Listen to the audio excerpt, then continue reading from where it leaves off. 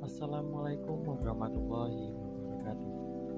Perkenalkan, nama saya Hardianto Wijaya, NPM 211201129. Di kesempatan kali ini saya akan menjelaskan tentang sumber hukum perdata dan sistematika hukum perdata.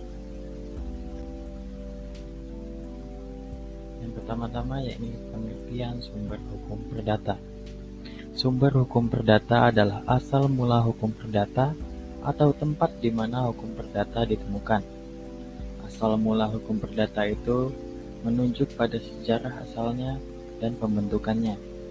Sejarah terbentuknya hukum perdata berasal dari Burgerlijk Wetboek atau biasa disingkat BW, Belanda, dan pembentuknya adalah pembentuk kodifikasi Belanda.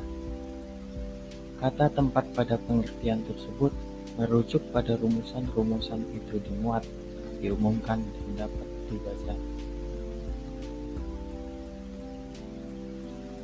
Sumber hukum perdata dalam arti luas dan sempit.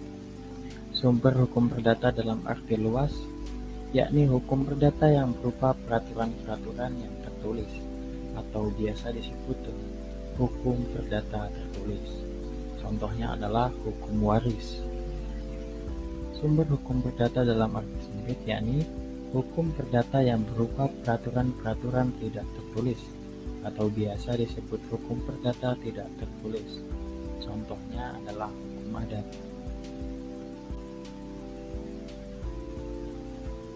Sumber hukum perdata dalam arti formal dan material. Sumber hukum perdata dalam arti formal yakni sumber dalam arti asal dan pembentukannya. Sedangkan sumber hukum perdata dalam arti material yakni sumber dalam arti tempat dimuat dan dapat dibaca. Oke, sistematika hukum perdata.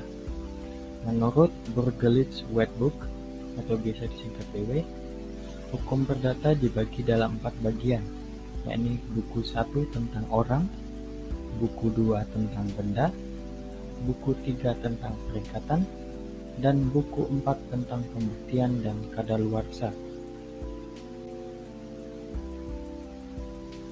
Sedangkan menurut ilmu hukum, sistematika hukum perdata menurut ilmu hukum dapat dibagi dalam 4 bagian, yakni hukum orang, hukum keluarga, hukum harta kekayaan, dan hukum waris.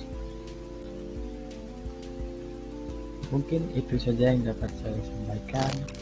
Kurang lebihnya saya mohon maaf. Sekian.